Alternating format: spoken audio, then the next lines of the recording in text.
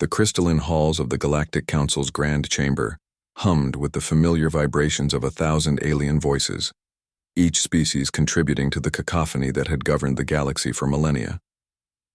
Ambassador Zainab Hassan stood, motionless at the center of the vast amphitheater, her dark eyes scanning the towering representatives that loomed above her like living monuments to cosmic arrogance.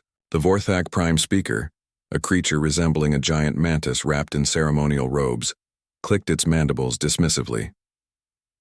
The human petition is denied, as always.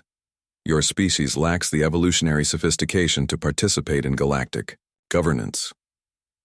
Beside Zainab, Commander Alex Morrison's jaw tightened, but he remained silent. They had been through this ritual humiliation countless times over the past decade.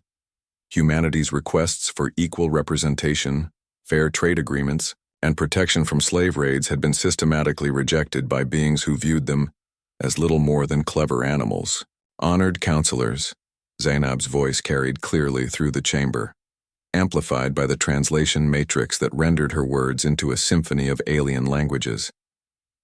We come not as supplicants, but as equals.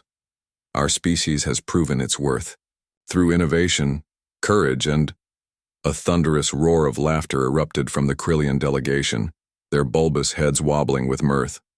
Equals? Their representative wheezed through his breathing apparatus. You barely mastered fire when we were conquering star systems.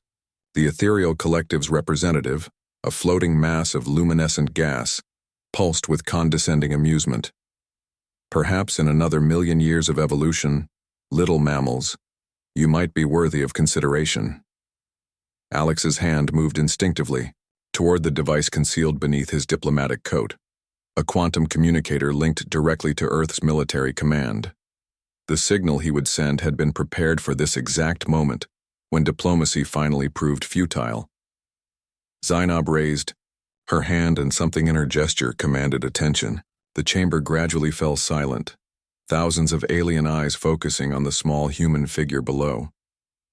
You misunderstand us, she said, her voice carrying a weight that made even the ancient Kronar hegemony lean forward.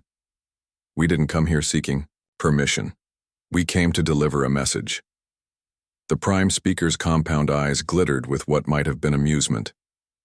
And what message could your primitive species possibly? Enough. The single word hung in the air like a blade. Alex activated the quantum communicator with a subtle gesture, transmitting the predetermined signal across space-time itself. In that instant, humanity's true nature was revealed. Across the galaxy, human trading posts simultaneously dropped their disguises. What the Council had dismissed as primitive merchant outposts were revealed to be military installations of staggering sophistication. The refugee colonies that various species had graciously allowed humans to establish began powering up weapon systems that made conventional galactic armaments look like stone tools. The Vorthak Prime Speaker was the first to notice the readings flooding in from across their territory. Impossible, he chittered, his mandibles clicking frantically. Our sensors show this cannot be accurate. Oh, but it is, Alex said, his diplomatic facade finally dropping to reveal the predator beneath. For 50 years, we've played your game. We've endured your condescension, your raids, your casual dismissal of our rights, all while we've been preparing. The main display screen materialized in the center of the chamber, showing real-time tactical data from across the galaxy. Humanity's true fleet was revealing itself, not the handful of aging vessels the Council had cataloged, but thousands of ships incorporating technology that shouldn't have existed for another millennium. You see, Zainab continued, her tone conversational despite the growing panic in the chamber, humans have this peculiar trait. We learn, we adapt, we innovate. While you've spent centuries congratulating yourselves on your superiority, we've been reverse engineering every piece of technology we could get our hands on. Then we improved it. The ethereal collective's representative flickered with distress. The non-aggression treaties, the sacred laws of apply to recognized species. Alex interrupted.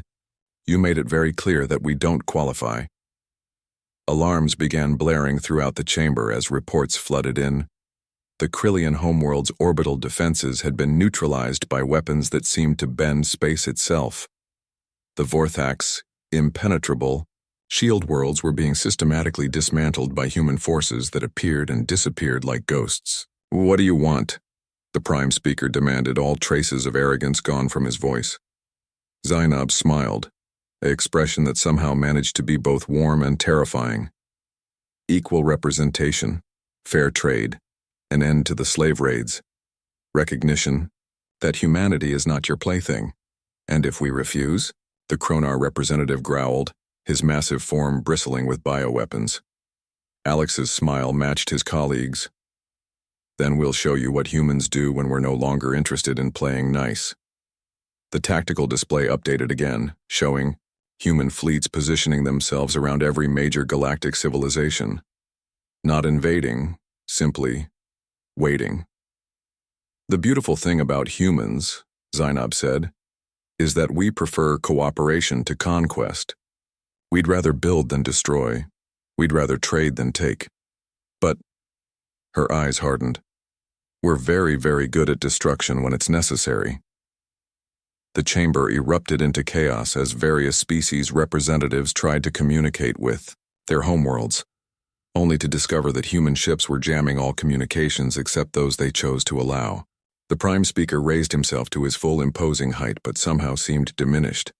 "What assurance do we have that humanity won't simply conquer us all once you have this equality?" "Because," Zainab replied, "we're not like you. We don't want to rule the galaxy. We just want to live in it without asking permission." For the first time in galactic history, the Galactic Council fell completely silent. When the vote was finally called, it was unanimous. Humanity was granted full membership, equal trade rights, and a permanent seat on the Council's executive board. The raids on human worlds ceased immediately. As they prepared to leave the chamber, Alex leaned close to Zainab. "Think they finally understand?" She glanced back at the thousands of alien representatives, all of whom were now regarding humanity with a mixture of respect and wariness. "They understand that when humans say enough, we mean it. The galaxy would never be the same."